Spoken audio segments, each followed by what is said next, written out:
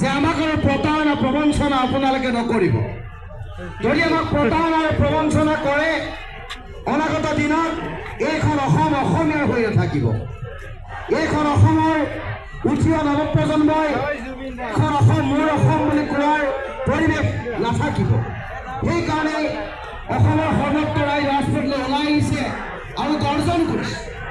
গৰ্জন এইকাৰণে কৰিছে যে আমি ক'ব বিচাৰিছোঁ যে আমাৰ খং আছে, আমাৰ ক্ষোভ আছে।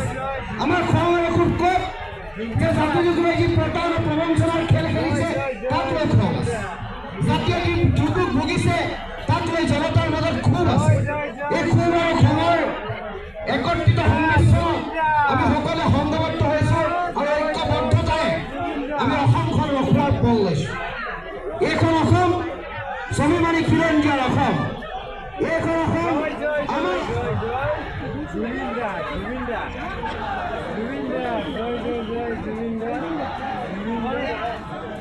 জয় জয় জয় জয় জুবিন দা